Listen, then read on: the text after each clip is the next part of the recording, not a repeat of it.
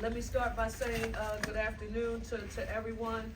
And boy, what a day, right? I want to thank you to the members of the press and welcome to my new office. We're going to decorate it soon for you, right?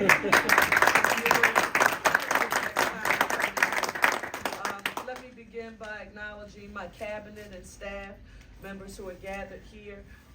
They will, in fact, be the ones who will implement not just the executive orders, but to make sure that the spirit with which they were written is instilled in everything that my administration does.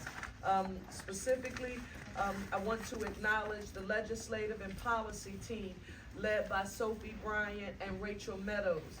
They have been working through my administration's transition to ensure that the executive orders that I will be signing reflect the promises that I made to all of Philadelphia. And by now, I know I've been disciplined because everywhere I go, when I say what promise did I make, people say that you're going to make Philadelphia the safest, cleanest, greenest big city in the nation with economic opportunity for all. There is a lot of work to be done, and mark my words, what you see here today is really only the beginning. You heard me say this morning at the inauguration that I am fully committed to ending the sense of lawlessness that has been so pervasive in our city and bringing back a sense of order and lawfulness. Ending the sense of lawlessness and bringing back order and lawfulness to our city.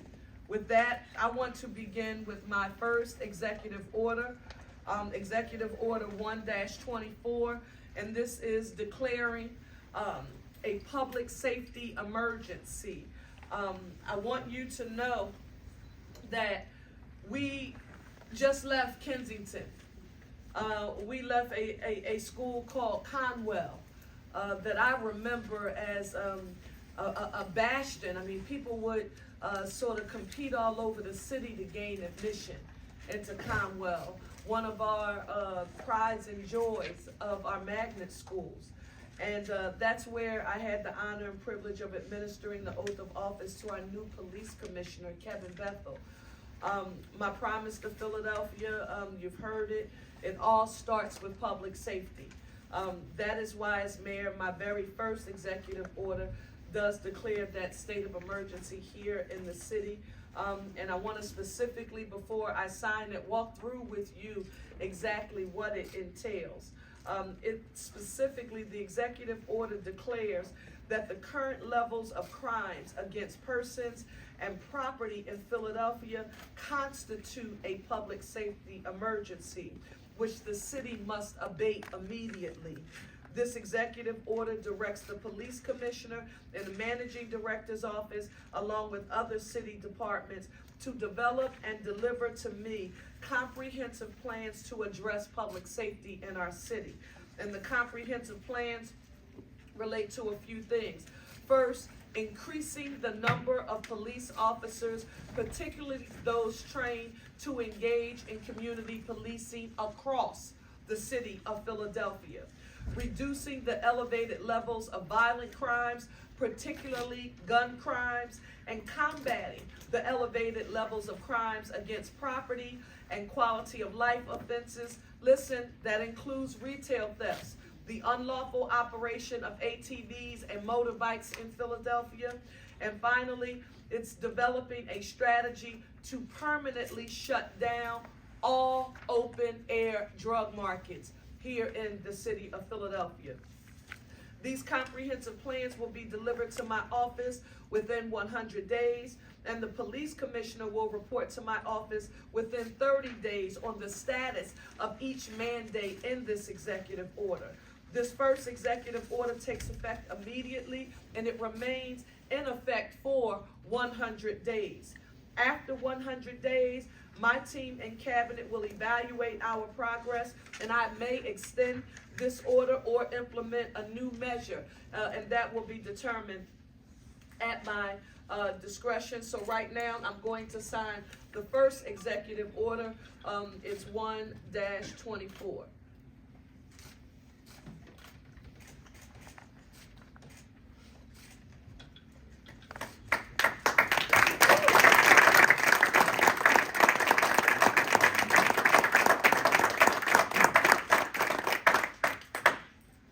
The second executive order that I am signing today is order number 2-24, a local government that is visible, responsive, and effective.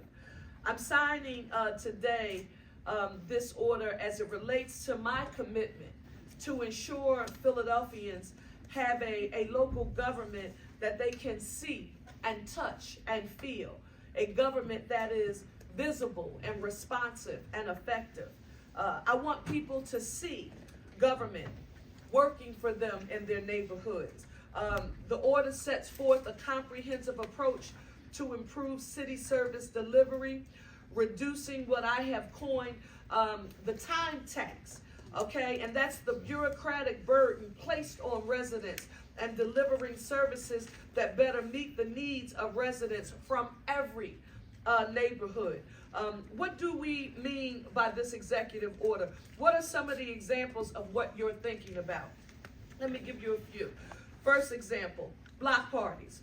Last year, we learned how difficult it was at times for residents in some areas to easily access the permits that you need to hold a neighborhood block party, an important part of life and enjoyment of community in our city. That process must be made easier and more accessible for residents, and it will be. Example number 2, property tax assistance for our seniors. The city has a number of property tax assistance programs, and I should know them well because I helped to get the enabling legislation for them during my tenure in Harrisburg. First is our homestead exemption. Next is LOOP, that's our long-term owner-occupant program. What we often refer to, and it's extremely popular, that's the senior tax freeze. And that can be confusion and a little difficult to access for seniors. We're going to look at these programs and determine how can we make them easier to access for our seniors.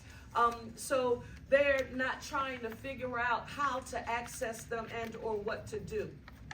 So this order changes the mayor's office of the chief, it charges the mayor's office, the office of the chief administrative officer, and the managing director's office to, within 120 days, develop a comprehensive listing of, and this is important to me, all channels through which the city delivers services to the public. Because you don't know what you need to address until you audit what is currently in existence. Next, and all specific services other than social services provided to individuals. The next thing, every quarter, they must also run a process to prioritize services for improvement based on specific considerations, including the importance of the service to residents, its implications for life, safety, or public health, equity in current service delivery, and reduction of time tax and bureaucratic burden. Within 60 days, they are charged with developing a comprehensive strategy for service improvement that will include, but is not limited to, service delivery standards of practice, implementation approach, impact metrics development, and investment proposal. The executive order calls for an all of government effort and outlines a process for us to analyze the current state of city services, prioritize, invest in needed reforms, engage and co-creating with stakeholders, testing, scaling, and refining solutions, and then tracking that process over the time so that we can be responsive to the public. Most importantly, the order recognizes that local government works best when it responds to and is informed by the insights and the experiences of city residents and our city frontline workers. This is extremely important to me. I am now going to sign the second executive order, which is 2-24.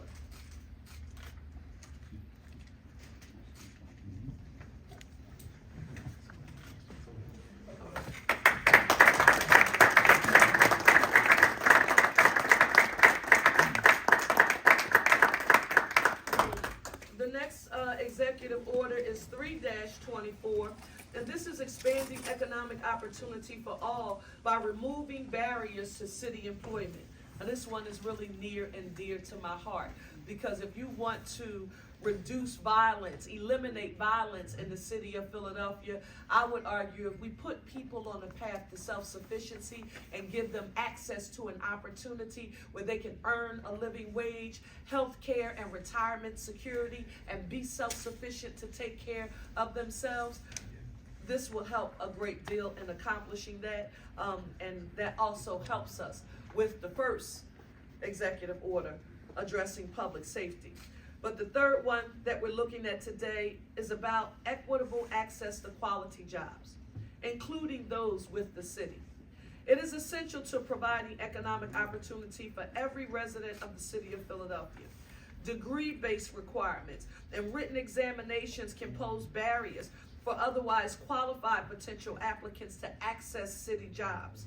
We want to eliminate these barriers to city improvement and city employment wherever we can. Governor Hagan did this in Maryland in 2022, and we're going to do it here in Philadelphia too. This executive order expands current efforts related to civil service positions. And just for the record, 92% of city jobs are civil service. What we're going to do is identify alternative pathways for candidates to demonstrate needed competencies and skills, including through experience and other credentials, and use time and experience, what you'll see throughout the executive order as T&E assessments rather than written examinations wherever possible. I also, and I want to be very clear about this, I want a robust exploration of the potential elimination of those written civil service examinations. But we're going to make sure that all of our decision making is data driven and research based, but I want you to know that that is ultimately the goal. Right now we're exploring the potential of elimination of those written civil service examinations, and we'll get back to you on those outcomes. This also requires an expanded communications campaign, including engaging trusted intermediaries and the mayor's intergovernmental, business, and faith-based roundtables to help raise awareness among potential applicants, attract additional talented team members to the city, and reduce the number of vacancies in city governments. I hope you see now how these roundtables will be active vehicles to help us make and implement policy here in the city, and that is Executive Order 3-24.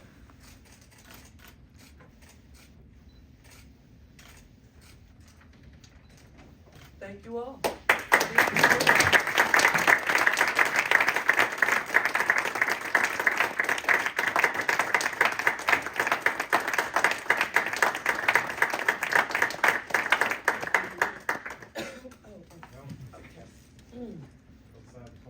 Okay. Wait, I screwed you up here. Let me put that back in there.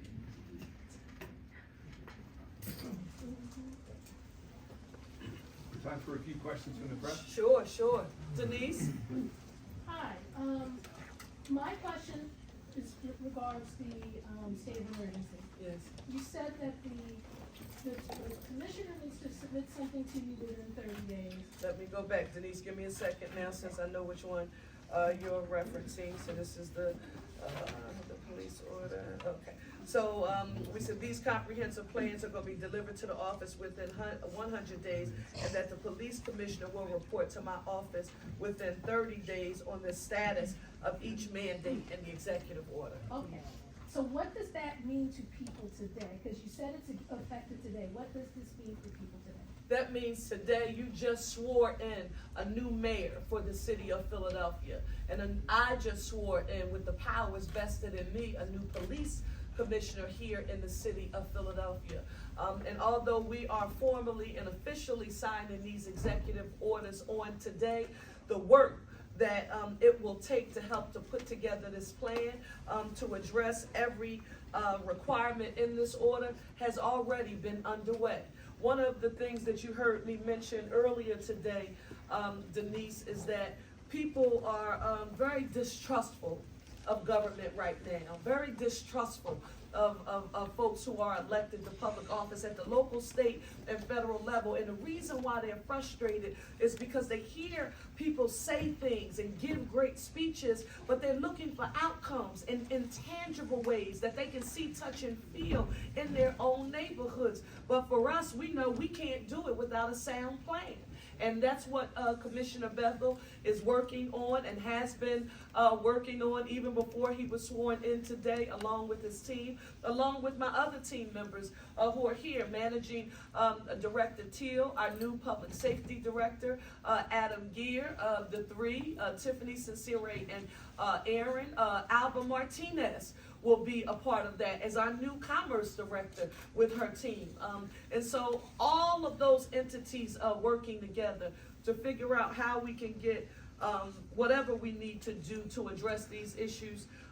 Actively moving is extremely important until we walk into Rob DuBois' office and he says no to everything we say we want to do. More questions?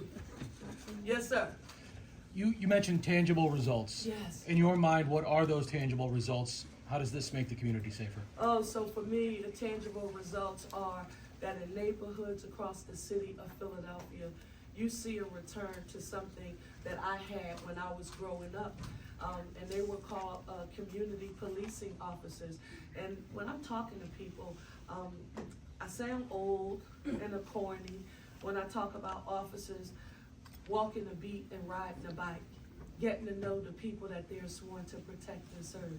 They're not because it's a crisis and somebody called 911, but they're there because they are part of the very fabric of the community. And just by being there every day, walking the commercial corridor, going inside to talk to a small business owner, at the park, the rec center, or the library, talking to those who are running programs at those different places in our city. That's how you begin to build relationships. Sometimes I think people want folks to stand up and say that we're going to be able to do this with a magic wand, and if you would just do this one thing, it is how it will occur. It won't. It has to be structured, it has to be organized, and it has to be consistent, and we have to be proactive.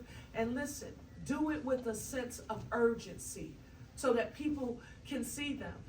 Even with cleaning.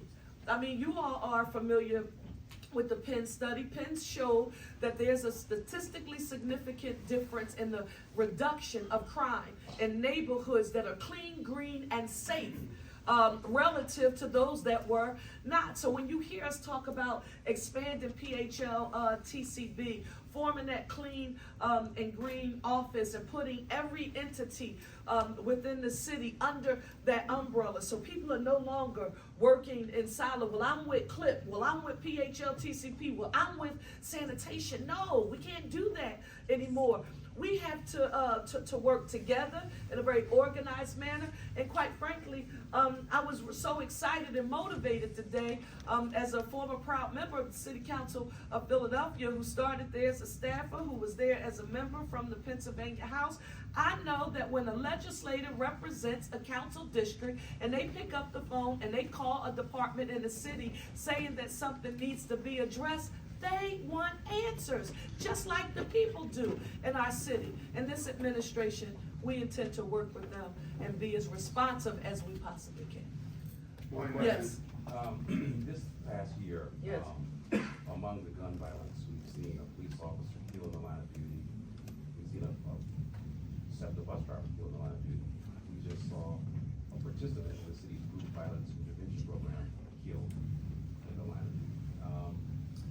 While we're waiting for the 100-day plan, do you think that this city is safe for the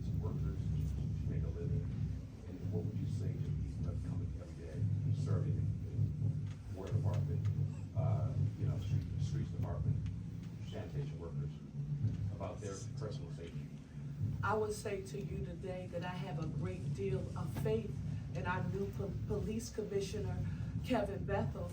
I will say to you that when I just left him at Conwell School in Kensington, I was intentional about standing up in an auditorium filled with police officers, ranking file, along with the top brass, but publicly affirming that I, as mayor of this city, wholeheartedly support the police commissioner, who wholeheartedly supports his leadership, along with the rank and file, who put their lives on the line on a daily basis, engaged in this patrolling that you hear me reference in some instances as community policing, but they're on the ground. But listen, at the same time, I didn't mince my words about there being zero tolerance for any misuse and or abuse of authority as it relates to police accountability. So is it safe to be in the city of Philadelphia and live in the city of Philadelphia? Let me say this to you. I do pay attention to what is happening across the nation, and we still live in the best and the greatest city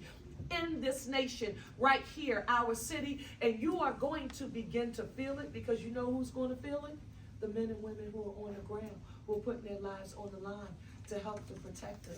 And we are able to bring all of our departments together to work and deliver solutions to addressing public safety in a holistic manner. Listen, that doesn't just involve policing.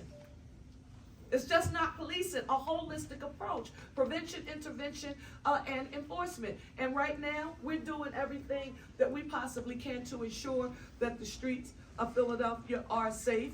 The numbers about the reduction in homicides, while you're right, it is nothing, and I've said this as well, it's nothing to celebrate, but we do see that we're moving in the right direction. For me, I just want to see a sense of urgency, a much more collaborative effort, and I think that's what we're going to get with Commissioner Bethel, and not just Commissioner Bethel.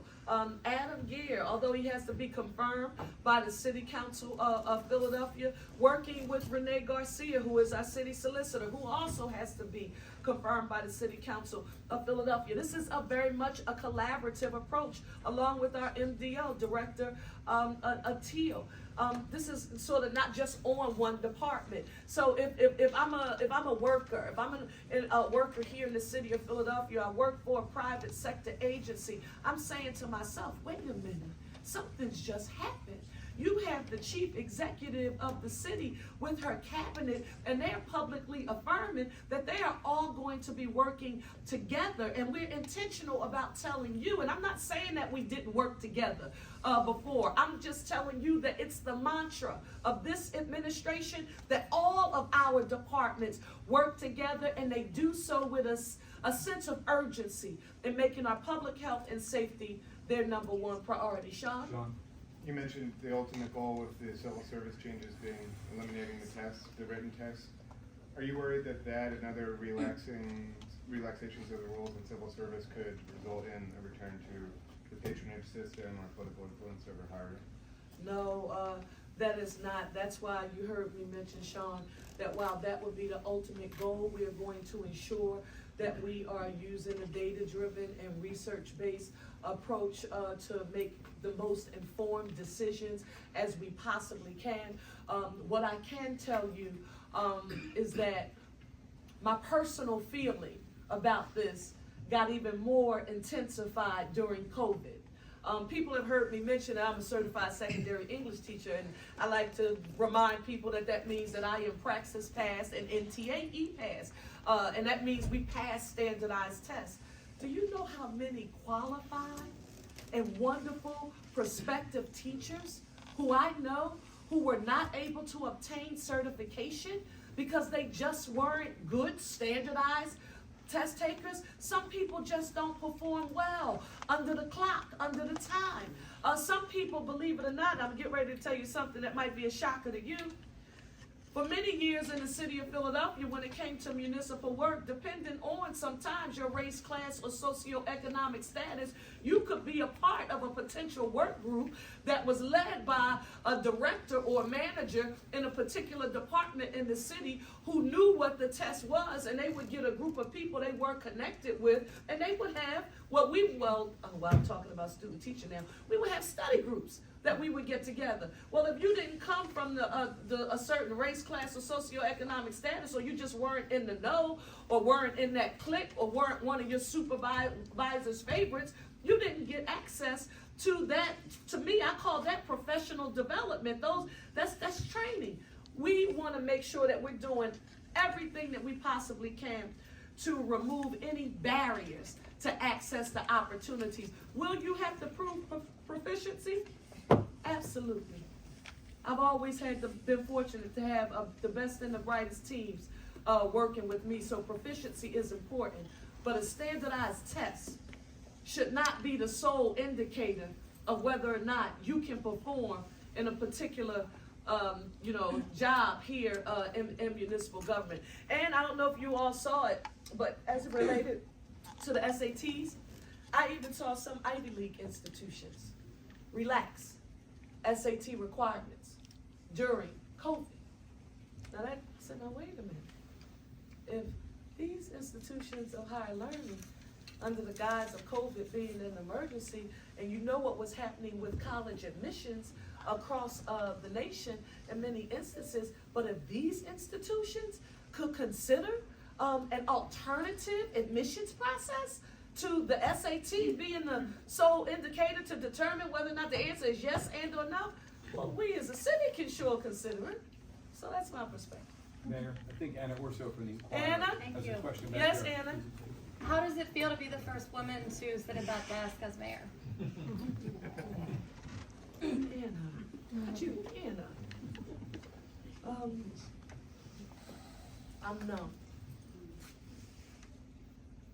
I'm numb right now, Anna. I think maybe it'll come to me or it'll hit me at another time. I'm numb about how I feel, but what I'm extremely mindful and cognizant of are the number of little girls and boys that I've seen today who grabbed me and wanted to take a picture with me.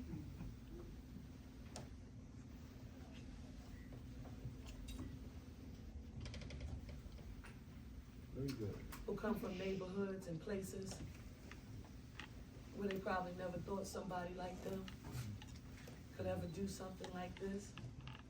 I hope that my presence encourages people from all walks of life to know that nothing is impossible. No matter what statistics and or normal expectations are, that only we get to decide and determine what our future looks like.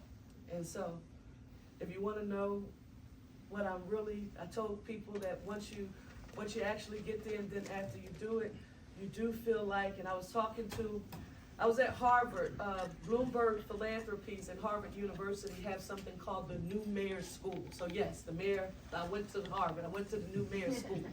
And one of our presenters talked about after you've been sworn in, you feel like you put on the metal jacket and you feel the weight, the additional weight. And I was like, have you ever had a professor like in a room? Okay, all right, this is interesting. I'll see what I feel. But I will tell you, you do. And so now, campaigning since September 7th, 2022, trying to get Philadelphians suffering from what I call a hope deficit to believe that we can literally do what I promised, that we could make the city safer, cleaner, greener with economic opportunity for all, and working all that time trying to convince people that we could get it done, and being very specific about how we wanted to do it, and offering the action plan today that lays out what we're going to do in the first 100 days so people can see we don't just talk, but we're results oriented. This is about actions. We're signing the executive orders. Guess what I know is the most essential to all of it? These people who are here. Is how it's going to get implemented. I don't care who the executive is.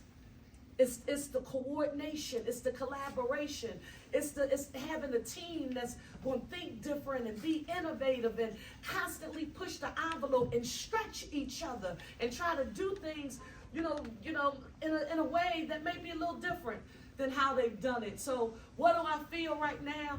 I feel like, well, you're here. Now you better get it right and get it done. Because if you just get here and you don't fix and you don't operationalize and you don't implement the things that you talked about, what message are you sending to the next generation who may be looking and saying, oh wow, maybe there is a place and space over there for somebody like me. What am I looking forward to? I love all of these wonderful cabinet members who are in this room right now.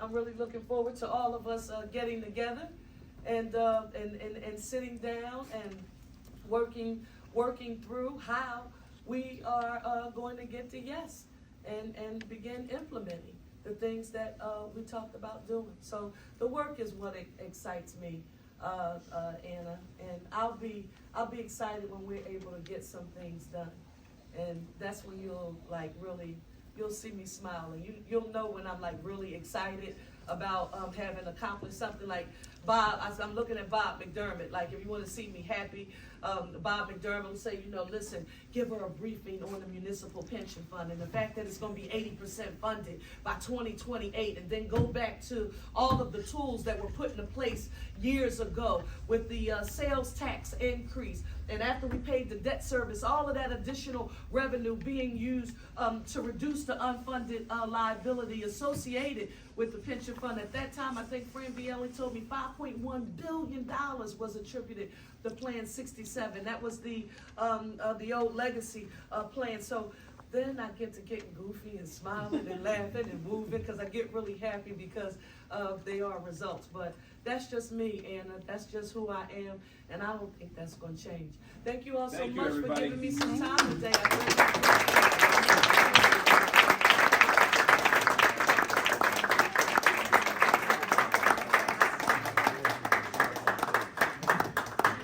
Thanks, everybody. Thank you. Can I ask all of the cabinet members to please stay with us for just a few minutes?